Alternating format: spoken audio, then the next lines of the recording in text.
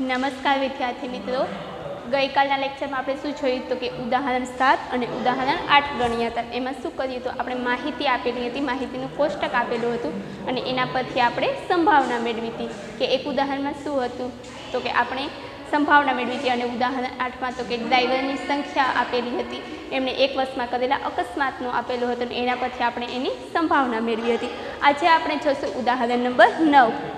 ઉદાહરણ 9માં તમને એવું કીધેલું છે ટેક્સ્ટબુકમાં તમારી કે પાઠ્યપુસ્તકમાં કે આપણે પ્રકરણ 14નું ઉદાહરણ નંબર 4 જોવાનું છે. એમાં જે માહિતી આપેલી છે એ લઈને આપણે એની સંભાવના મેળવવાની છે, જે કીધું છે એના માટે એ માહિતી મેં તમને અહીંયા લખી આપી છે. તો તમે જોઈ શકો છો કે શું આપેલું છે એમાં કે એક વર્ગના 38 વિદ્યાર્થીના વજન આપેલા છે. કે કોઈ એક સ્કૂલ છે એની અંદર એક ક્લાસરૂમ છે, એમાં 38 સ્ટુડન્ટ છે અને એના વજન આપેલા છે. કેમાં તો કે કિલોગ્રામમાં, કેજી એટલે કિલોગ્રામમાં. તો કે શું આપે કે 31 અને 35 કિલોની વચ્ચે વજન હોય એવા કેટલા વિદ્યાર્થીઓ છે તો કે 9 વિદ્યાર્થી છે. વજન અને વિદ્યાર્થીની સંખ્યા બધું આપેલું છે અને કુલ કેટલા વિદ્યાર્થી છે તો કે 38. પછી 36 અને 40 કિલો જેટલું વજન હોય એની વચ્ચેનું એવા 5 વિદ્યાર્થી છે. 41 અને 45 કિલોની વચ્ચે વજન હોય એવા 14 વિદ્યાર્થી છે. 46 અને 50 કિલોની વચ્ચે વજન હોય એવા 3 વિદ્યાર્થી છે. એવી જ રીતના 51 અને 55 કિલોની વચ્ચે વજન હોય એવું 1 વિદ્યાર્થી છે. 56 અને 60 કિલોની વચ્ચે વજન હોય એવા 2 વિદ્યાર્થી છે. 61 અને 65 કિલોની વચ્ચે વજન હોય એવા 2 વિદ્યાર્થી છે. 66 અને 70 કિલોની વચ્ચે વજન હોય એવું 1 વિદ્યાર્થી છે અને 71 અને 75 કિલોની વચ્ચે વજન હોય એવું પણ 1 વિદ્યાર્થી છે. એટલે કે વિદ્યાર્થીને અલગ અલગ એ લોકોના વજન કરી અને એના આધારે એને આવી રીતના નોંધવું છે કે આ કેટલા કિલો વજન છે, કે આટલાથી આટલા વચ્ચે કેટલા વિદ્યાર્થીઓના વજન છે અને અહીંયા વિદ્યાર્થીઓની સંખ્યા આપેલી છે. હવે આપણે શું મેળવવાનું છે તો કે વિદ્યાર્થીનું વજન 46 થી 50 કેજીમાં હોય તેની સંભાવના શોધો. તો આપણે શું કીધું છે કે મારી પાસે એવા કેટલા વિદ્યાર્થીઓ છે કે જેનું વજન છે એ 46 કિલોથી વધારે અને 50 કિલોથી ઓછું છે, એટલે કે 46 અને 50 કિલોની વચ્ચે છે. તો અહીંયા આપણે આ વજન આપેલું છે તો કે 46 અને 50 કિલોની વચ્ચે એવા કેટલા વિદ્યાર્થી મળે છે તો કે 3 વિદ્યાર્થી મળે છે. તો આપણે શું મેળવવાનું છે માટેની સંભાવના. તો જોઈએ આપણે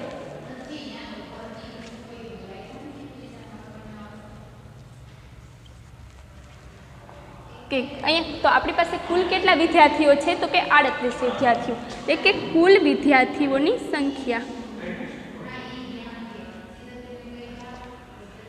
કુલ વિદ્યાર્થીઓની સંખ્યા કેટલી છે તો કે 38 વિદ્યાર્થીઓ આપેલા છે. પછી તો કે વિદ્યાર્થીનું વજન 46 અને 50 કિલોમાં હોય. તો આપણી ઘટના શું છે કે વિદ્યાર્થીનું વજન છે 46 અને 50 કિલોમાં હોય. તો આપણે એ માટે કે એટલા કેટલા વિદ્યાર્થી છે તો આપણે લખીએ કે વિદ્યાર્થીનું વજન 46 થી 50 કિલોમાં હોય તેની સંખ્યા કેટલી છે આપણી પાસે 3 છે. તો કે આપણે કેટલા એવા વિદ્યાર્થીઓ મળે છે કે એવા કેટલા વિદ્યાર્થી છે કે જેનું વજન છે એ 46 થી 50 કિલોમાં હોય, તો કે 3 વિદ્યાર્થી છે. હવે આની માટે આપણે P of E મેળવવાની છે. તો આને આપણે કોઈ ઘટના E1 કહી દઈએ કે આપણે E1 ઘટના શું છે કે જે વિદ્યાર્થીઓનું વજન છે 46 અને 50 કિલોમાં હોય. તો આપણે શું મેળવીશું P of E1. તો આપણે P of E1 શું થશે કે વિદ્યાર્થીઓના કે જે વિદ્યાર્થીઓ છે કે 46 થી 50 કિલોમાં હોય એવા વિદ્યાર્થીઓની સંખ્યા છેદમાં કુલ વિદ્યાર્થીઓની સંખ્યા. તો આપણી ઘટના E1 શું છે? આપણી ઘટના E1 એ છે કે જે વિદ્યાર્થીનું વજન છે 46 થી 50 કિલોમાં હોય તો ઘટના E1 માટેના પ્રયત્નની સંખ્યા છેદમાં કુલ પ્રયત્નની સંખ્યા. તો આપણે એવા કેટલા વિદ્યાર્થી મળે કે જેનું વજન છે 46 થી 50 કિલોમાં હોય તો કે 3 વિદ્યાર્થી મળે છે. તો 3 છેદમાં કુલ વિદ્યાર્થીની સંખ્યા. કુલ વિદ્યાર્થી આપણી પાસે કેટલા આપેલા છે? 38 આપેલા છે, એટલે 3 છેદમાં 38. તમે આના પોઈન્ટ પણ ઉડાડી શકો અથવા તો આમને પણ રાખી શકો. પછી બીજું આપણે શું કીધું છે કે આ માહિતીના સંદર્ભમાં એવી 2 ઘટનાઓ દર્શાવો કે એકમાં સંભાવના 0 આવે અને બીજી ઘટનામાં સંભાવના 1 આવે. જોઈએ આપણે શું કીધું છે આપણે કે આપણે એવી 2 ઘટનાઓ દર્શાવવાની છે કે જેમાં એક સંભાવનામાં ઘટનાની સંભાવના છે એ 0 આવે અને બીજી ઘટનાની સંભાવના છે 1 આવે. ધારો કે હું એવું કહું કે આપણે પહેલાં 0 માટે લઈએ કે વિદ્યાર્થીનું વજન છે એ 30 કિલોગ્રામ હોય તેની સંભાવના શોધો. તો અહીંયા શું લખું કે આવું ધારો કે લઈએ છીએ કે આપણે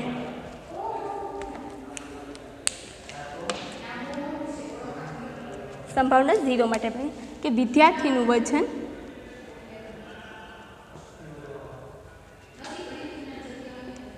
31 કિલોગ્રામ હોય તેની સંભાવના.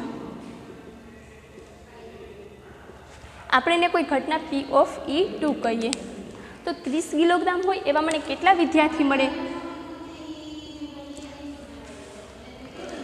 તો આપણે P(E)2 મેળવશું કે જે વિદ્યાર્થીનું વજન છે એ 30 કિલોગ્રામ હોય તેની સંભાવના. તો અહીંયા આપણે જોઈ શકીએ કે આપણે તો અહીં 31 થી 35 કિલો વજન છે અને 71 થી 75, એટલે કે 31 થી લઈને 75 કિલો સુધીના વજન ગ્રામવાળા વિદ્યાર્થીઓ છે, પરંતુ 30 કિલોગ્રામ વિદ્યાર્થીનું વજન હોય એવું એક પણ વિદ્યાર્થી નથી.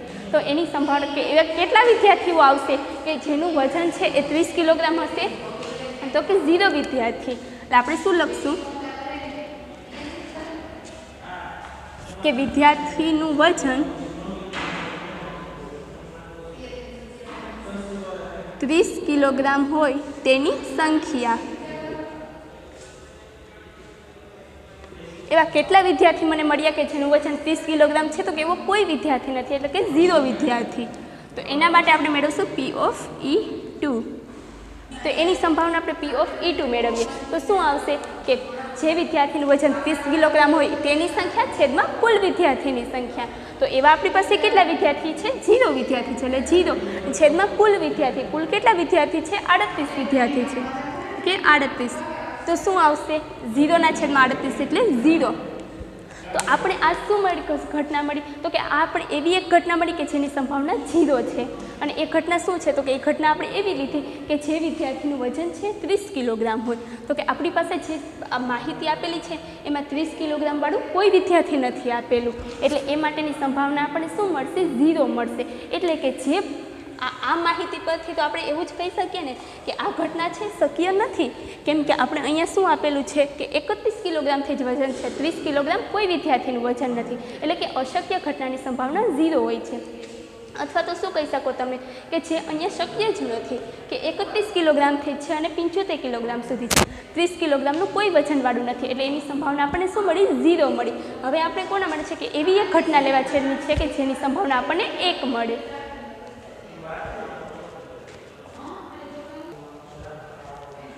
હવે આપણે એવી એક ઘટના લેવાની છે કે જેમાં આપણે સંભાવના 1 મળે. તો ધારો આપણે એવું લઈએ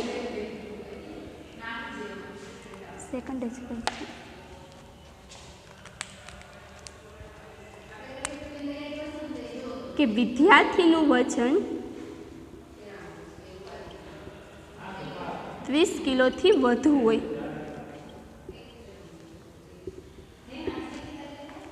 તો શું મેળવવાનું છે મારે? કે વિદ્યાર્થીનું વજન 30 કિલોથી વધુ હોય તેની સંભાવના. તેની સંભાવના જ મેળવીએ.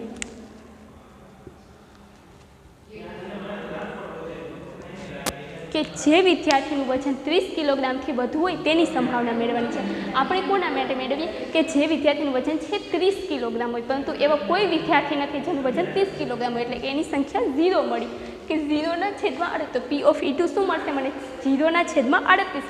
અને 0ની છેદમાં કોઈ પણ સંખ્યા, એટલે એનો જવાબ શું આવે? 0 જ મળે. એટલે આપણે એવું પણ કહી શકીએ કે જે ઘટના અહીંયા બનવાની જ નથી, કેમ કે અહીંયા આપણે 31 કિલોગ્રામથી વજન આપ્યા છે, કે એની સંભાવના 0 છે.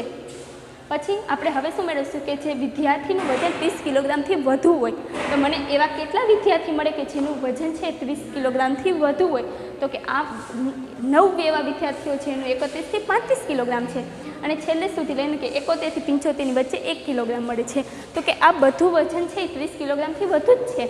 એટલે કે મારી પાસે બધા એવા વિદ્યાર્થીઓ છે કે જેનું વજન છે એ 30 કિલોગ્રામથી વધુ છે. તો એવા કેટલા વિદ્યાર્થીઓ મળશે? તો કે હું આ બધા વિદ્યાર્થીઓનો સરવાળો કરી દઉં તો મને એવા વિદ્યાર્થીઓની સંખ્યા મળી જશે કે જેનું વજન છે 30 કિલોગ્રામથી વધુ છે. તો આપણે લખીએ કે વિદ્યાર્થીનું વજન 30 kgથી વધુ હોય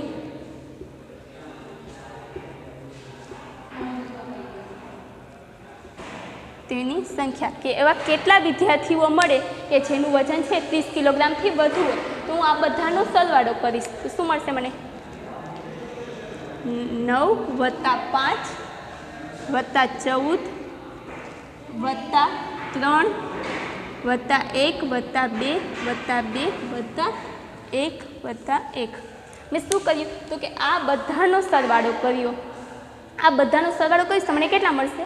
38 મળશે. 38 કેમ કે આપણી પાસે કુલ કેટલા વિદ્યાર્થીઓ છે 38 વિદ્યાર્થીઓ માટે છે તો આ બધા કેટલા હશે 38 હશે તો મને કેટલા એવા વિદ્યાર્થીઓ મળ્યા કે જેનું વજન છે એ 30 કિલોથી વધારે છે તો કેવું 38 વિદ્યાર્થી મળ્યા તો હવે હું શું મેળવીશ P of E3 એને આપણે કોઈ ઘટના E3 કહી દઈએ કે જે વિદ્યાર્થીનું વજન છે 30 કિલોગ્રામથી વધુ હોય એને આપણે ઘટના E3 કહીએ અને એના માટે P of E3 મેળવીએ તો આપણે શું મળશે કે જે વિદ્યાર્થીનું વજન 30 કિલોગ્રામથી વધારે હોય તેની સંખ્યા છેદમાં કુલ વિદ્યાર્થીની સંખ્યા તો એવા કેટલા વિદ્યાર્થી મને મળે છે જેનું વજન છે એ 30 કિલોગ્રામથી વધારે છે તો કે 38 એટલે 38 ને છેદમાં કુલ વિદ્યાર્થીઓની સંખ્યા કુલ આપણી પાસે કેટલા છે 38 વિદ્યાર્થીઓ છે 38 ના છેદમાં 38 બંને કેન્સલ આઉટ તો આપણે શું મળશે 1 મળશે તો આપણે અહીંયા શું મળ્યું કે બે એવી ઘટનાઓ મેળવી કે એવી બે ઘટનાઓ દર્શાવો કે એકમાં સંભાવના 0 આવે અને એકમાં સંભાવના 1 આવે આ પરથી આપણે શું કહી શકીએ આ શું છે કોઈ ચોક્કસ જ છે એમ કે શું કીધું છે કે વિદ્યાર્થીનું વજન 30 કિલોગ્રામથી વધારે હોય તો અહીંયા આપણે જોઈ જ શકીએ છીએ કે બધા વિદ્યાર્થીઓ એવા છે કે જેનું વજન છે 30 કિલોગ્રામથી વધારે છે કે આ વાત છે એ ચોક્કસ જ છે એમ કે સાચું જ છે કે અહીંથી કે આ બધા વિદ્યાર્થીઓનું વજન છે 30 કિલોગ્રામથી વધારે હોય એટલે આપણે તમે આવું પણ કહી શકો કે ચોક્કસ ઘટનાની સંભાવના છે 1 હોય છે આની પહેલાં આપણે શું 2 પોઈન્ટ જોયા હતા કે સંભાવના છે કે બધી ઘટનાની સંભાવનાઓનો સરવાળો 1 થાય છે આ આપણે જોયું હતું કે બધી ઘટનાની સંભાવનાઓનો સરવાળો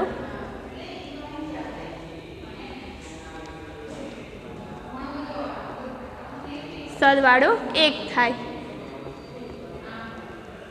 કે ઘટનાની બધી સંભાવનાઓ એનો સરવાળો 1 થાય આ સિવાય આપણે એ પણ જોયું કે સંભાવના છે એ 0 અને 1ની વચ્ચે આવેલી હોય છે અહીંયા આપણે શું મળ્યું કે સંભાવના છે એ 0 પણ થાય છે અને સંભાવના છે 1 પણ થાય છે તો આ પરથી તમે શું કહી શકો કે સંભાવના છે એ 0 અને 1ની વચ્ચે આવેલી હોય છે અને 0 પણ હોઈ શકે અને 1 પણ હોઈ શકે હવે આપણે જોઈશું ઉદાહરણ નંબર 10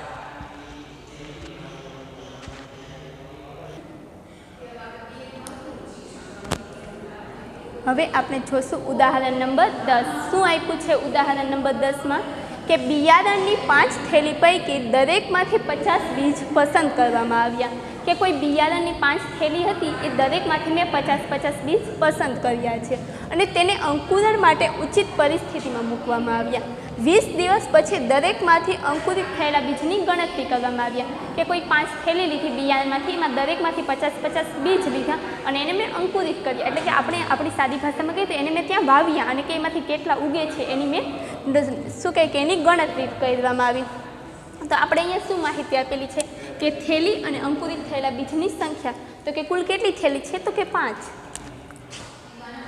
એટલે 1 2 3 4 અને 5 થેલી નાખી કે અંકુરિત થયેલા બીજની સંખ્યા કુલ કેટલા બીજ છે તો કે 50 બીજ હતા એમાંથી અંકુરિત થયેલા બીજ તો કે પહેલી થેલીમાંથી મને 40 અંકુરિત થયેલા બીજ મળ્યા બીજી થેલીમાં 48 મળ્યા ત્રીજી થેલીમાં 42 મળ્યા ચોથી થેલીમાં 39 મળ્યા અને પાંચમી થેલીમાં 41 મળ્યા તો આ માહિતી શું આપેલી છે કે થેલી અને એમાં કેટલા બીજ છે અંકુરિત થયા એટલે કે કેટલા બીજ ઉગી નીકળ્યા એની સંખ્યા મળી છે તો અહીંયા શું થાય કે 40 બીજ ઉગ્યા એનો મતલબ કે 10 બીજ છે એ નહીં ઉગ્યા હશે કે તો એની માહિતી આપેલી છે પછી આપણે સંભાવના મેળવવાની છે કોના માટે કે થેલીમાંના 40થી વધુ બીજ હોય કે એક થેલી છે એમાં 40થી વધુ બીજ અંકિત થયા હોય એના માટેની આપણે સંભાવના મેળવવાની છે એટલે કે 40થી વધુ બીજ ઉગ્યા હોય તો આપણે અહીંયા છે કેટલી એવી થેલીઓ છે કે જેમાં આપણને 40થી વધારે બીજ ઉગે છે તો કે 48 છે 40થી વધારે છે 42 છે 40થી વધારે છે અને 41 છે 40થી વધારે છે તો આપણે કે બીજી થેલી ત્રીજી થેલી અને પાંચમી થેલી એટલે કે કુલ કેટલી થેલી તો કે ટોટલ 3 થેલી એવી મળે છે આપણે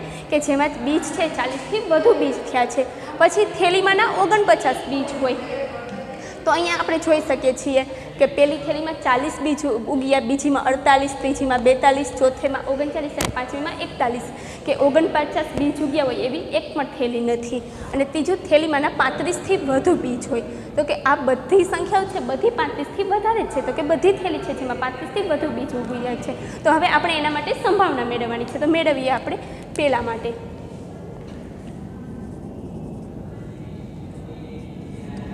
શું કીધું છે કે થેલીમાંના 40થી વધુ બીજ ઉગડ્યા પહેલાં આપણે કુલ કેટલી થેલીની સંખ્યા આપેલી છે તો કે 5 આપણે લખીએ કે કુલ થેલીની સંખ્યા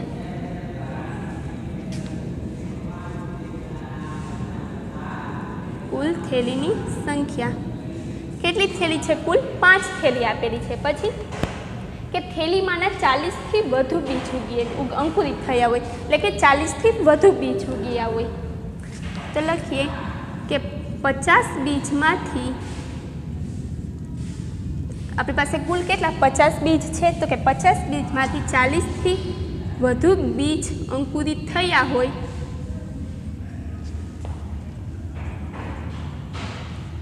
તે થેલીની સંખ્યા. તો એવી આપણે કેટલી થેલીઓ મળે છે, જેમાં કે મેં બધી થેલીમાંથી 50 બીજ લીધા, પહેલીમાંથી પણ 50 લીધા, બીજી થેલીમાંથી પણ 50, ત્રીજીમાંથી 50, ચોથીમાંથી 50 અને પાંચમી થેલીમાંથી પણ 50 બીજ લીધા. કે બધી થેલીમાંથી મેં 50 બીજ લીધા, એમાંથી મને કેટલી થેલીઓ એવી મળી કે જેમાં છે એમાં 40થી વધારે બીજ અંકુરિત થયા છે. તો કે એક બીજી થેલી છે, ત્રીજી થેલી છે અને પાંચમી થેલી છે, કે એક બીજી થેલીમાં 48 બીજ થયા, તો કે 40થી વધારે છે. ત્રીજી થેલીમાં 42 બીજ અંકુરિત થયા, એ પણ 40થી વધારે છે, અને પાંચમી થેલીમાં 41 બીજ છે. પહેલી થેલી છે એમાં 40 બીજ થયા છે, પરંતુ આપણે 40 કે 40થી વધુ નથી કીધું, આપણે 40થી વધારે કીધું છે, એટલે આપણે 40ને લઈશું નહીં, કે 40 છે તો 40 જેવડા જ છે, 40થી વધારે નથી. તો એવી કેટલી થેલી મળી મને, તો કે 3, કે બીજી થેલી, ત્રીજી અને પાંચમી, કે કુલ મને 3 એવી થેલી મળી છે કે જેમાં 40થી વધારે બીજ અંકુરિત થયા છે. હવે આપણે શું કરવાનું છે, એના માટે સંભાવના મેળવવાની છે. તો આને કોઈ ઘટના E1 કહી દઉં, તો આપણે P of E1 મેળવવાનું થાય, કે P of E1 તો બરાબર શું આવશે, કે 40થી વધુ બીજ અંકુરિત થયા હોય તે થેલીની સંખ્યા, 40થી વધુ બીજ અંકુરિત થયા હોય તે થેલીની સંખ્યા છેદમાં કુલ થેલીની સંખ્યા.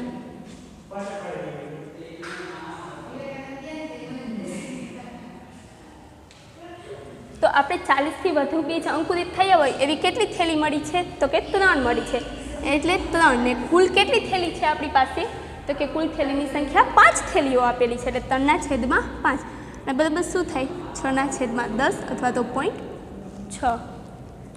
આપણે કોના માટે સંભાવના મેળવી, કે થેલીમાંના 40થી વધુ બીજ અંકુરિત, એટલે કે 40થી વધારે બીજ ઉગ્યા હોય એવું. હવે આપણે કોના માટે મેળવવાની છે સંભાવના, તો કે થેલીમાંના 49 બીજ ઉગ્યા હોય.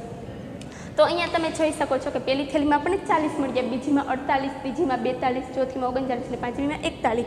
તો અહીંયા આપણે કોઈ એવી થેલી નથી મળતી કે જેમાં 50માંથી 49 બીજ અંકુરિત થાય, કેમ કે આપણે દરેક થેલીમાં 50 બીજ ઉગવા માટે વાવ્યા છે, એટલે કે અંકુરિત થવા માટે વાવ્યા છે એમાં. તો એમાંથી આપણને કોઈ એવી નથી મળતી કે જેમાં આપણને 49 બીજ હોય, કેમ કે અહીંયા ક્યાંય નથી. તો એવી કેટલી થેલી મળે, તો કે 0 થેલી, કોઈ નથી મળતી એટલે 0 થેલી. તો લખીએ આપણે કે થેલીમાંના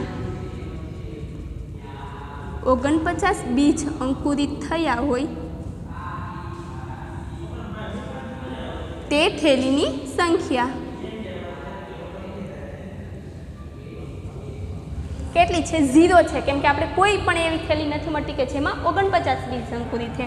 એને આપણે કોઈ ઘટના E2 કહીએ, કે થેલીમાં 49 બીજ અંકુરિત થયા હોય એને ઘટના E2 કહું છું. તો મને બરાબર શું મળશે, કે થેલીમાંના 49 બીજ અંકુરિત થયા હોય તેની સંખ્યા છેદમાં કુલ થેલીની સંખ્યા. તો એવી આપણી પાસે કેટલી થેલી છે કે જેમાં 49 બીજ છે ઉગી નીકળ્યા હોય, એટલે કે અંકુરિત થયા હોય, તો કે 0 થેલી છે, અને છેદમાં કુલ થેલી, કુલ કેટલી છે 5 આપણી છે, 0 છેદમાં 5 એટલે 0, કે 0 છેદમાં કોઈ પણ સંખ્યા હોય તો આપણને આ જવાબ 0 જ મળે છે. તો શું થયું, અહીંયા પણ આપણે એવી એક ઘટના મળી કે જેની સંભાવના છે 0 થાય છે, પરંતુ આ કેવી ઘટના છે કે 49 બીજ, તો અહીંયા તો ક્યાંય આપેલું જ નથી, એટલે કે એ શક્ય જ નથી.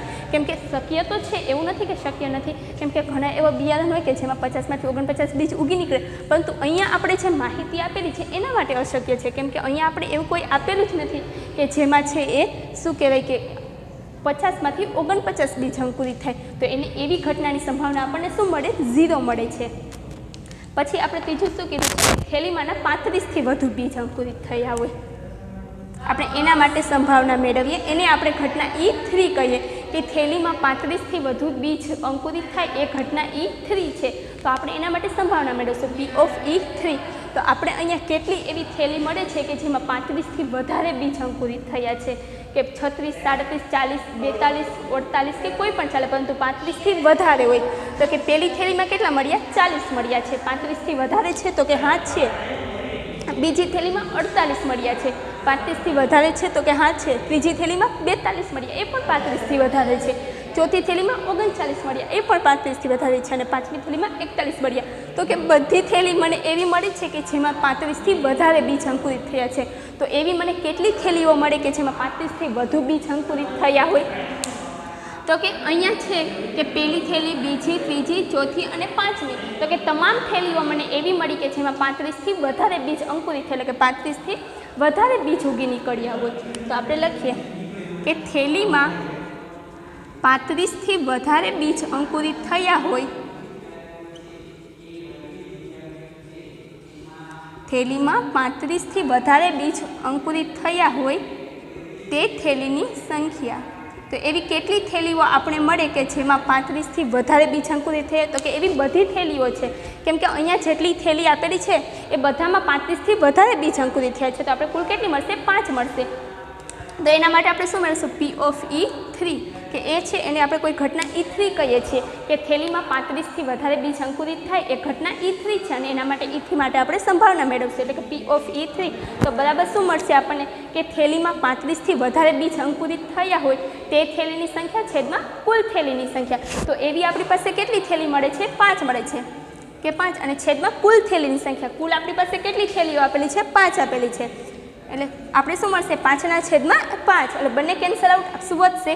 1. તો અહીંયા આપણે એવી એક ઘટના મળી છે કે જેની સંભાવના 1 થાય છે.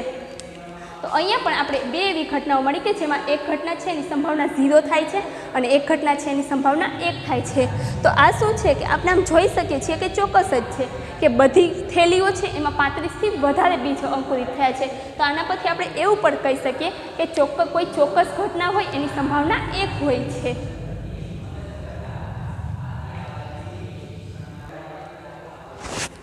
તો શું મળ્યું આપણે અહીંયા? કે એક ઘટના એવી મળી કે જેની સંભાવના 0 પણ થાય છે અને એક ઘટના એવી મળી કે જેની સંભાવના 1 થાય છે.